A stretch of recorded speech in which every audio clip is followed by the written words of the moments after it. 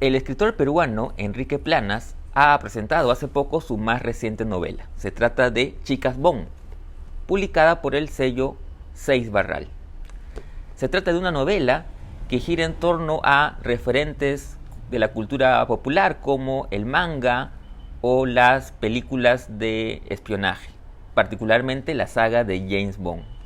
Pero también es una novela que trata temas como la relación entre un padre y un hijo o temas como la identidad, entre otros. Justamente sobre esta novela conversé con Quique y quiero compartir con ustedes dicha conversación. Pero antes quiero agradecer a Librerías Crisol, quienes nos han cedido gentilmente el espacio para dicha conversación.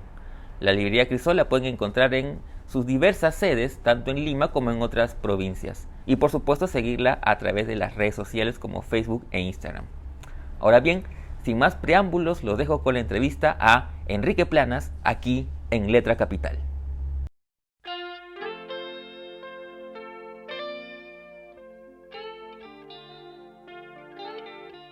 Hola Enrique, ¿cómo estás? Primero que nada, gracias por tu tiempo y por permitirnos esta charla sobre tu más reciente novela, Chicas Bon, que ha sido publicada por Seis Barral, con una muy bonita portada además. ¿Qué tal, Carlos? Un placer para mí conversar contigo, un militante de la literatura como eres.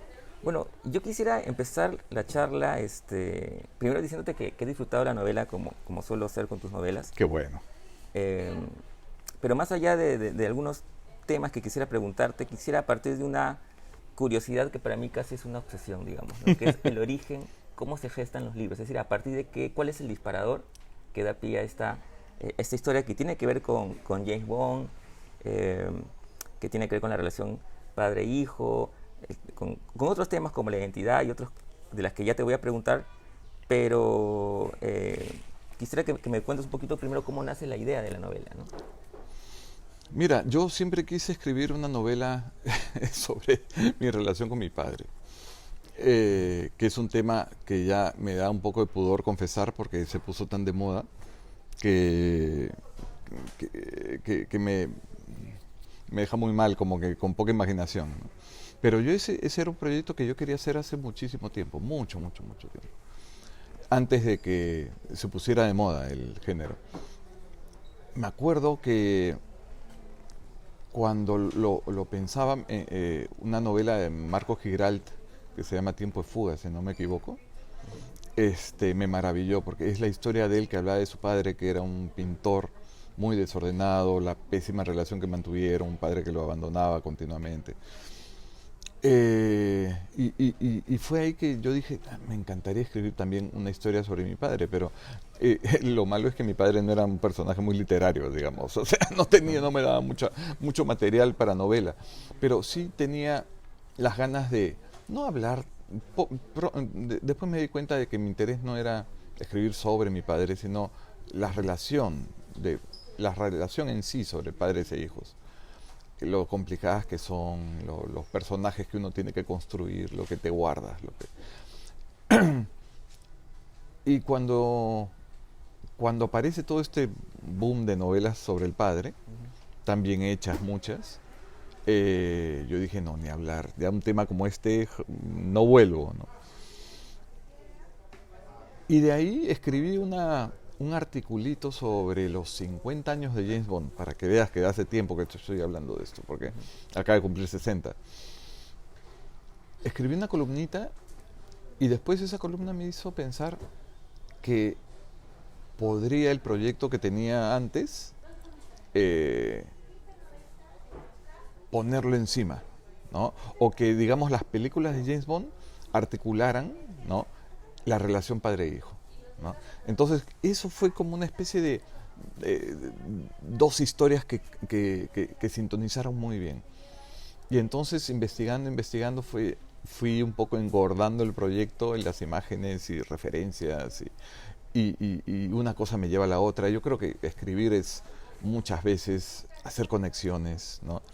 Conexiones insospechadas, ¿no?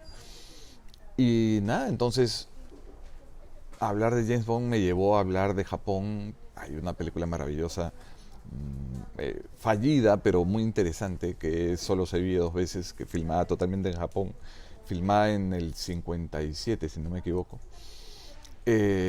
con Sean Connery, Y esa película fue convirtiéndose casi en un símbolo, en un espejo para ir reflejando la relación de un padre con su hijo, ¿no?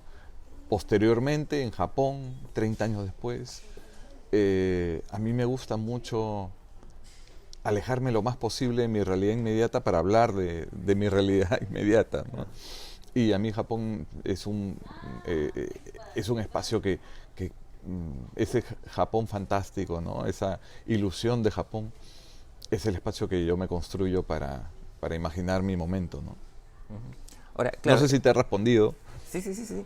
Ahora, el tema de la relación entre padre e hijo, que como mencionas es una de las piezas importantes de la novela, entre este dibujante Saito, ¿no? Con su hijo, el joven Saito, como se le llama en la novela, que es una relación complicada, que es una relación que tiene que ver muchas veces también, creo yo, con ciertos saltos generacionales o cambios generacionales, en el que el tema, por ejemplo, de la masculinidad, ¿no? Está muy presente. De hecho, sin ánimos de spoilear la novela, hay una escena en la que Saito, el joven, no sé si se asombra, pero sí advierte, ¿no? Lo diferente que es él y su padre, y cómo el padre se relaciona con sus compañeros, ¿no? Ese abismo que hay entre los dos. Sí, y bueno, es algo que podemos ver ahora, ¿no? De forma muy evidente. Pero yo creo que en el Japón, donde todo a veces a nosotros nos parece más contrastado, ¿no? En los años 90 ya se estaba dando hace mucho tiempo, ¿no? Esta generación de Takao Saito, que es el dibujante de la historia, que es real, es un personaje, o sea, es una persona de carne y hueso, falleció el año pasado. El autor de Golgo 13, que es un clásico del manga de espías. Me imaginaba a esta persona un producto de posguerra, ¿no? Ese miembro de una generación en Japón que tuvo que reconstruir el país, ¿no? Y para reconstruir el país tuvo que asumir los valores de una realidad, casi tuvieron que ser, asumir el valor de los antiguos samuráis, pero llevado al tema del trabajo y a la entrega por la empresa y al trabajo duro, etcétera. Y bueno, y así fue es la generación que explica el milagro japonés, ¿no? Y su hijo, que es la otra generación tan distinta de Japón, que es la generación producto de los años 80, ¿no? En que es una generación que goza, ¿no? Y que tiene el privilegio del desarrollo, ¿no? Que no tiene que esforzarse tanto como sus padres, que tampoco le interesa esforzarse. El trabajo, ver cómo sus padres se mataron por trabajar, a ellos les resulta casi como un antimodelo, ¿no? Ellos no quieren eso. Es más, es la generación que se embarca a vivir en la fantasía, ¿no? No solamente en el consumo del manga, sino que pueden encerrarse en sus casas jugando, en sus habitaciones, jugando videojuegos. O el cosplay. ¿No? El cosplay, ¿no? Que viven personajes y que prefieren instalarse en el mundo de la fantasía que en formar parte de esta cadena de producción tan exigente como la del Japón, ¿no? Entonces, son dos imágenes tan contrastadas que a mí me pareció muy interesante trabajarlas como símil para hablar de nuestras diferencias, ¿no? Entre cómo se construyen los padres y cómo se construyen los hijos, ¿no? Después creo que también de alguna manera está el tema, pienso yo, de la identidad, que es un tema que ya está en tus otras novelas, de hecho es un en todos los libros, ¿no? sí. Y claro, yo lo pensaba en dos personajes, ¿no? En el mismo Saito joven, que tiene que ver con su identidad, incluso él mismo, ¿no? No solamente, digamos, metafísica, ¿no? Sino también del cuerpo, que también es otra cosa que también está en otras novelas tuyas, ¿no? Pero también de la misma chica está Michiko, ¿no? Que tiene que verse con el tema de la discriminación en Japón, porque ella es una Nisei, ¿verdad? Que viene del Perú. Sí, es bien interesante porque en el primer personaje del que hablas, que es el joven Saito, el hijo de Takao Saito, eh, lo que yo he querido hacer, a diferencia de las novelas anteriores, en las que trabajaba mucho el tema de la identidad sexual, este, yo en ese personaje, su identidad sexual para mí es absolutamente no problem con ella, ¿me entiendes? Alguien Ujú. que asume que la sexualidad es líquida y que las identidades son líquidas, ¿no?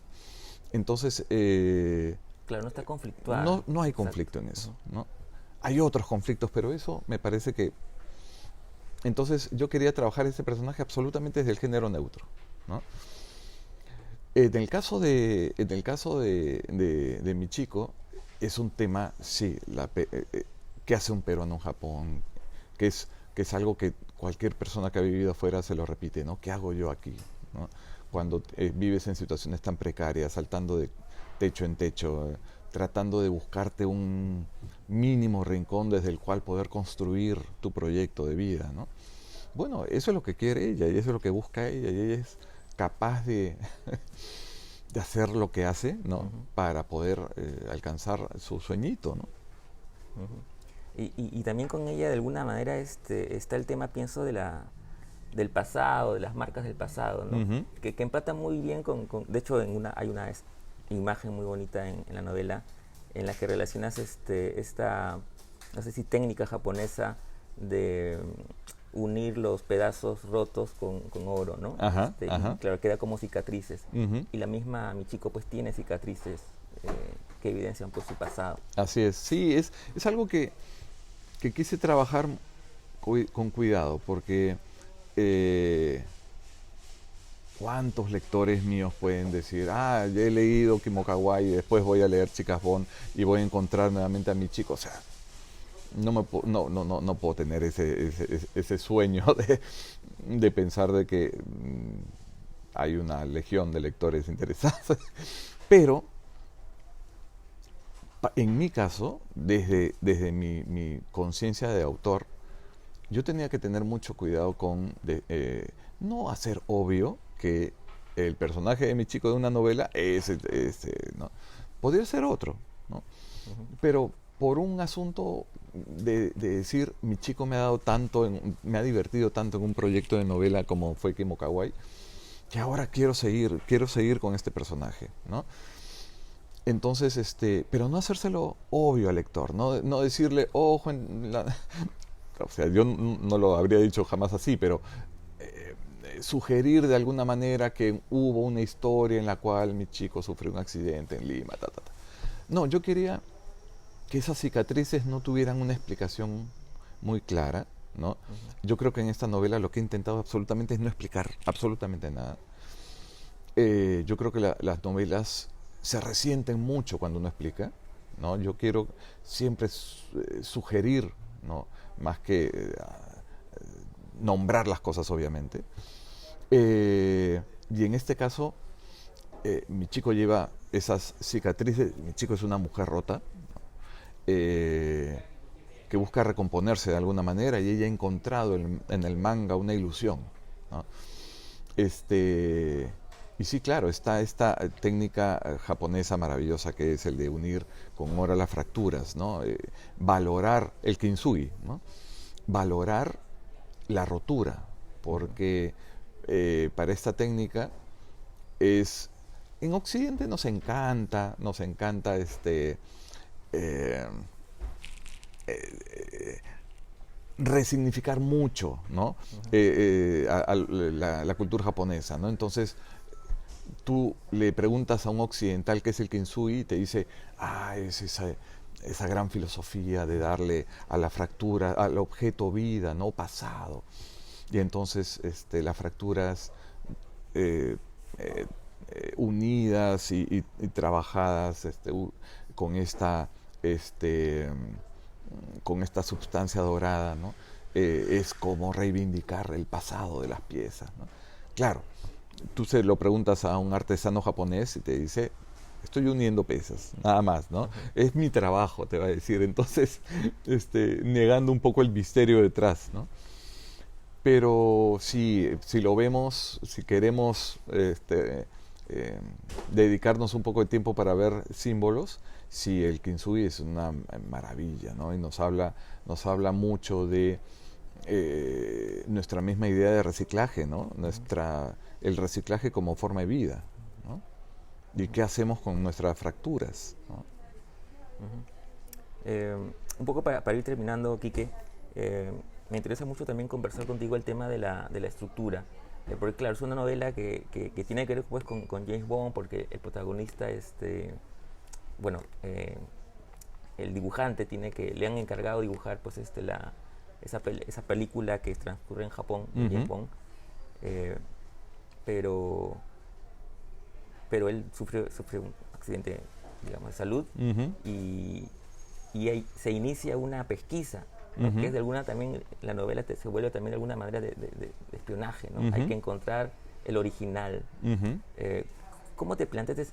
Porque eso es de alguna parte es importante en la estructura, ¿no? Al final todos somos un poco espías, ¿no? Todos mentimos, todos en este juego de roles mostramos una identidad que no tenemos o falseamos nuestras identidades. Cuando los que han tenido padres separados saben que a veces los hijos nos convertimos en espías sin quererlo, porque nuestros padres nos están preguntando qué hizo tu papá o qué hacía tu papá, y tu padre te decía, tu mamá tiene alguna relación, alguien le está viendo, ¿no? Que son situaciones terribles para un chico, ¿no? Porque es como que estuvieras traicionando, ¿no? La confianza de cada uno de tus padres. Y entonces eso ya te da cuenta de que es una historia de espías, sin quererlo, ¿no? Toda historia de los hijos de padres separados tiene un poquito de historia de espías. Pero también está esta road movie que plantea la segunda parte de la novela, que es la misión que se les encomienda, ¿no? Takao Saito verdaderamente ilustró las novelas de James Bond, las primeras novelas, las protagonizadas por Sean Connery. Pero yo jugando con la ficción pensaba, ¿qué pasaría si Solo se vive dos veces fuera para él un trabajo en el cual mostró más de la cuenta y por eso nunca quiso publicarlo, ¿no? Y hay una situación límite, que no digamos qué será, pero que motiva a que el hijo del dibujante y Michiko salen a buscarla, ¿no? Salen a buscar esos originales que se creen perdidos, pero que hay algunas pistas que te dicen de que los pueden encontrar. Entonces, sí, no estoy haciendo una novela de detectives, ni una novela de espías canónica, ni de género, pero yo creo que es un poquito la estructura, ¿no? Mientras hay una aventura, ¿no? Porque yo creo que Chicas Bond es una aventura, también me da oportunidad para hablar de la aventura del espía de James Bond, ¿no? En la medida de que son hitos de referencia, son memorias, son cuando uno emprende conscientemente una aventura con un propósito claro, a veces uno mismo se siente un agente secreto o un héroe de la infancia. Entonces, y la música, por supuesto, ¿no? Si tú estás manejando y pones a escuchar a Vive y deja de morir de Paul McCartney, pues obviamente todos los recuerdos que se te vienen a la mente, ¿no? Claro. Además también de alguna manera el tema del fan, ¿no? El hecho que, por ejemplo, o el dibujante le haga ver las películas a mi chico, ¿no? Le tome un examen, ¿no? ¿Cuántas has visto? Claro. Solamente una, bueno, tiene que ver esta cinco. A mí me encanta algo que no había tanto en nuestra generación, alucina, y que sí ahora en muchos jóvenes, que para interpretarse el momento en el que están viviendo, ¿no? Cuenta con la ficción. O sea, hemos llegado a un momento de nuestra cultura de que hay tanta ficción que nos ha explicado la vida, las cosas de diferentes géneros y de diferentes formas, que tú sabes en qué momento estás, ¿no? Casi es como un repertorio para imaginarte tú mismo en tu propia historia, ¿no? Entonces eso ha hecho que las generaciones más jóvenes sean muchísimo menos ingenuas como nosotros, ¿no? Y te hablo desde su vida doméstica, su forma de enamorarse, su forma de conseguir trabajo, etcétera, etcétera. Entonces es como que están profundas, han leído y visto muchísimo más que nosotros, ¿no? Entonces eso lo tenía muy claro en estos dos chicos, ¿no? Que lo que menos son ingenuos, ¿no? Claro, claro. De hecho, de alguna manera se utilizan entre ambos, ¿no? Ujú. Pero no vamos a decir en qué Sí, porque sí, sí, por sería spoilear supuesto. mucho. Por Ujú. supuesto.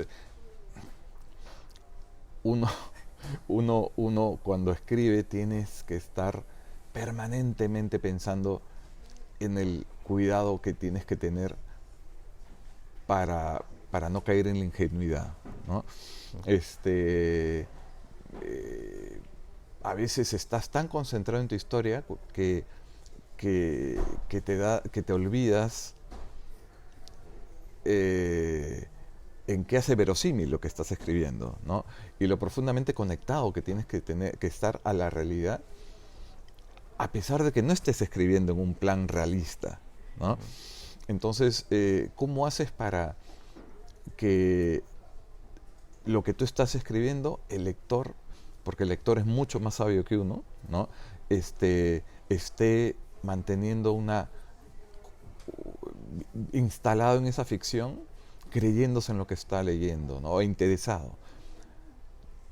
Yo creo que eso es algo que uno tiene que tener muy en cuenta, y sobre todo cuando estás trabajando personajes jóvenes, tú tienes que decir, estos chicos saben mucho más que yo, ¿no?